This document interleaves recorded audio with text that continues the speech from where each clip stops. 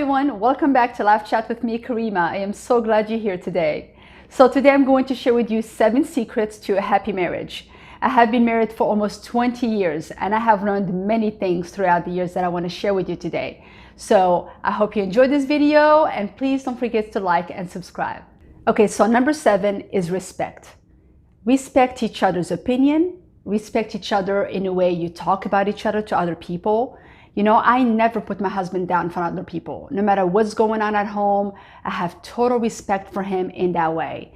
I don't bring our stuff to other people's lives or anything like that. You know, I just keep that between us, out of respect for him. Also, early in our marriage, we decided to, really be invested and do everything together in a way where, I know where he's at, he knows where I'm at. There is no questions about that. There's nothing that I do that he doesn't know about or I don't consult him about, and same for him. And it's not a controlling thing, it's just a respect thing. You're married, you're together, you become one, and therefore when you do things, you don't just do whatever you want. If that's what you want to do, you need to stay single. So, if you're married, you want to have that time together to consult each other about, buying something big or doing whatever, or going out with your friends or whatever you decide to do. Another thing, out of respect, I cover myself. I dress up in a way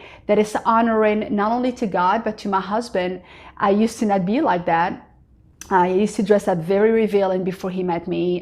It's just something that I didn't really think much about.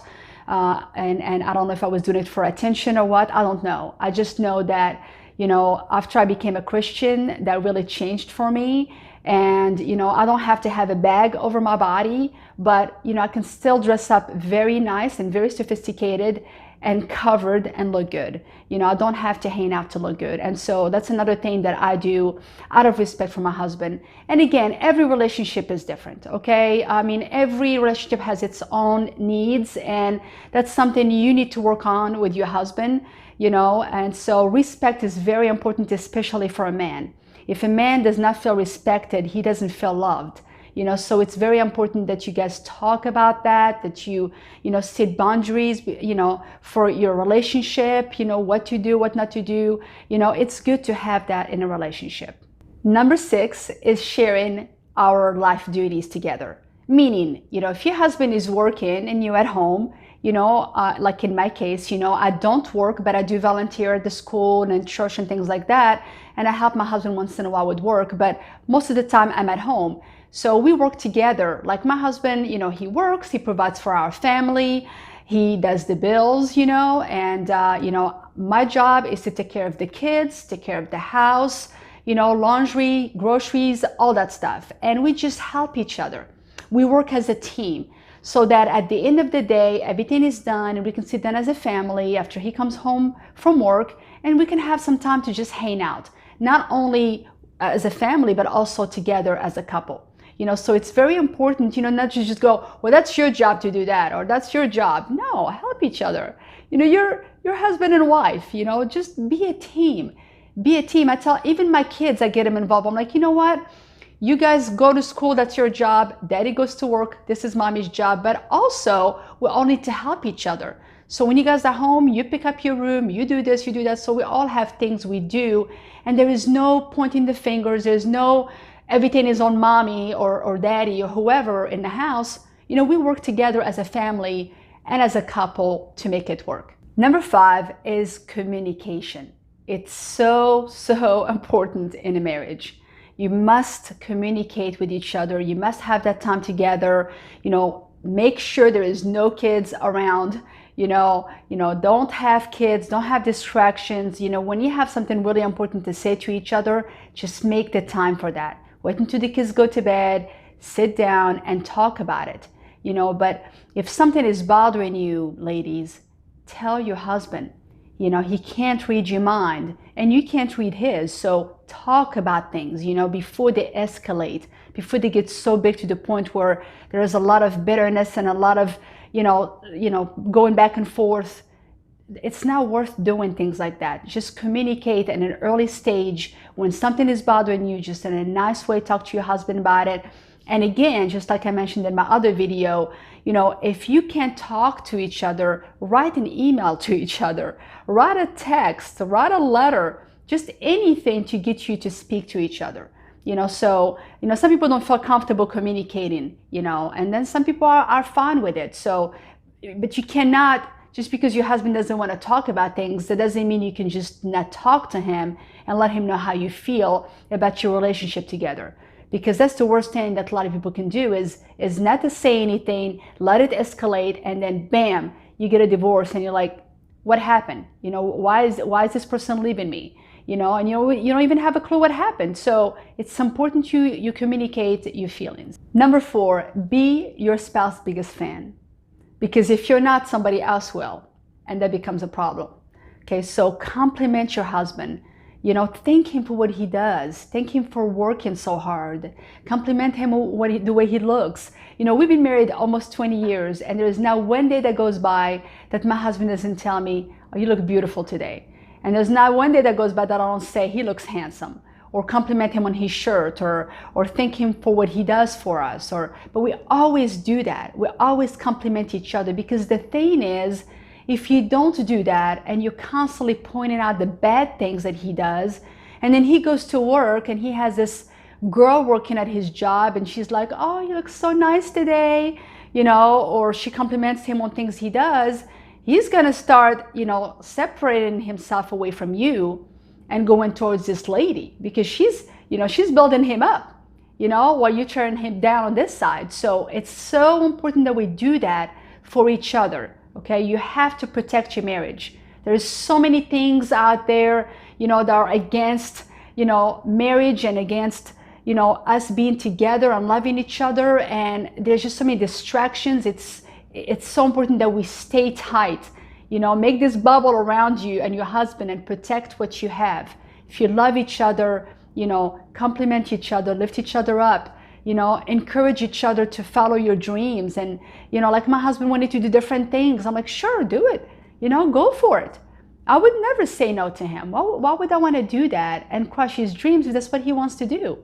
And same for me. I've always wanted to have a hair salon, and he helped me make that happen, before I had kids. And, and it just makes you feel so good to be appreciated and to be loved. Number 3, make time for each other. It's so important. Again, don't put your marriage aside, okay? Before the kids, you were 2 people. It was you and your husband, okay? And after the kids grow up and get out of the house, guess what? It's gonna be you and your husband. You must put time into your marriage. You must invest in your marriage. And you must always, do the best you can to work at it and add new things to it and spend time together. It's hard to do when you have little ones. I can relate, because I remember when I had my son, I was breastfeeding and I was tired. You have a child, you're breastfeeding, you're changing diapers all day, you're cleaning the house and cooking and doing this and doing that. And then to top it off, the baby is in the crib right next to your bed. It's kind of hard to get romantic, So, it's really hard at the beginning, but you must take the time with your husband. You don't have to go out to a fancy dinner. When the baby is in bed, you can take that time together to hang out. You can get someone to babysit the baby, and you can go on a date. And a date doesn't have to be hundreds of dollars. We enjoy just going out to a movie, and going to a place, getting a sandwich or something. It doesn't have to be fancy, but just having that time together, to talk about things and to reconnect as husband and wife. I'm going to share with you guys a story. I used to be a hairstylist. I'm still active, but I don't work anymore at the salon. But when I was working, being a hairstylist is like being a counselor to these customers.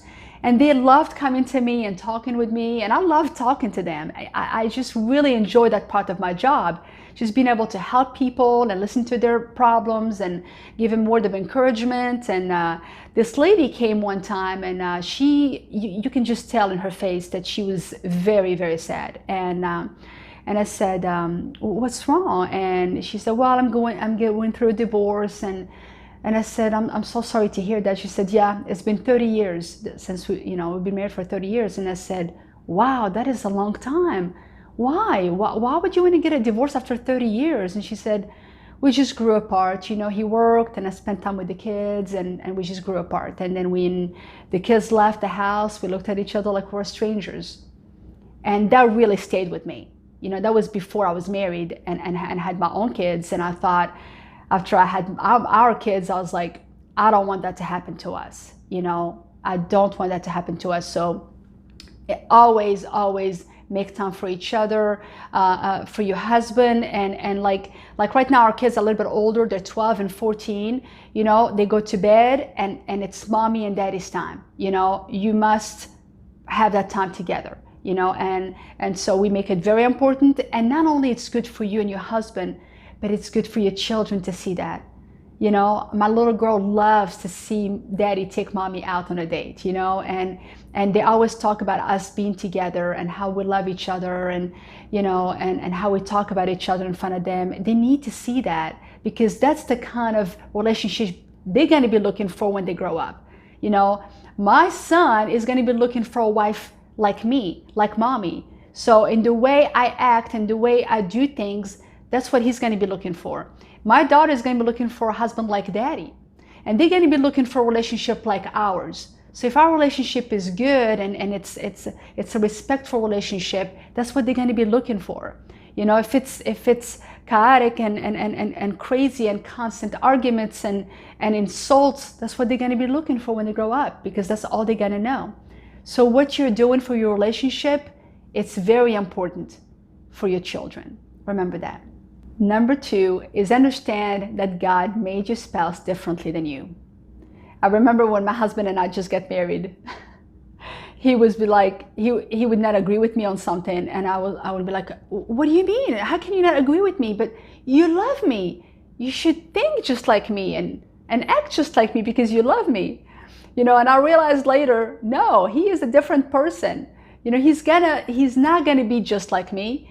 I'm a woman, he's a man. God made us completely different, in our own way. And so we need to accept that instead of trying to change the other person. We need to understand how they are, how they work, and accept that.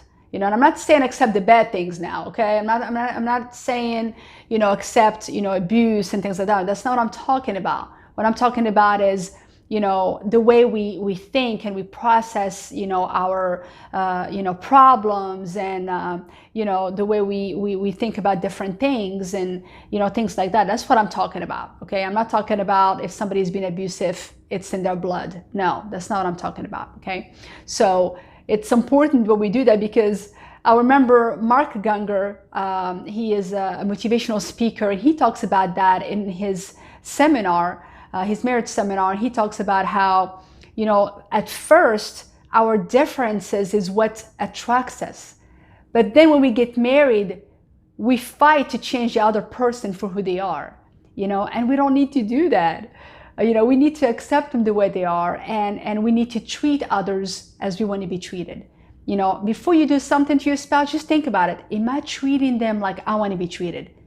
And that answer will help you make the decision, So if it's a no, then it's a bad thing. You don't want to do that, okay? And the number 1, we put God first. As a Christian family, which I am so grateful for to have the Lord in our lives, He is number 1 in our relationship, in our marriage, in our parenting, in everything that we do. And that makes a world of difference. Let me tell you. The Bible, if you want a guide to marriage, read the Bible. It has plenty of verses for marriage on how he should treat you, you should treat him. And I'm telling you, when it comes from God's word, even when you get into a conflict with your spouse, you can use that actually. You can say, you know what, this is what the Lord says about this. And it kind of takes a different meaning, to your relationship and to your relationship with your husband. And I'm telling you, being together and praying for each other as husband and wife, having the Lord in our lives and reading our Bibles every day and going to church, it just makes our life so much better. And we couldn't have the marriage we have if it wasn't for God. We couldn't have the kids we have if it wasn't for God. You know, people always like, oh, you have wonderful kids. I'm like, it's because of Him.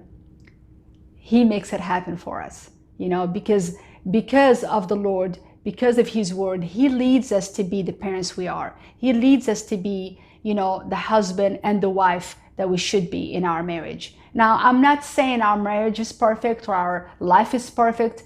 We have our days where we disagree on things and arguments and you know, it's part of life, you know, everybody does. But the majority of time, we have an amazing, happy marriage. And we absolutely love our marriage, and we've been married almost 20 years. So I'm telling you, there's many things out there that can really make or break your marriage. And being in God's word, having Him part of your life, you're never going to go wrong with that decision. I hope you enjoyed this video and it was encouraging to you. You know, check out my other videos and don't forget to subscribe. And I thank you so much for watching this video again. And I will see you next time. Blessings to all and much love.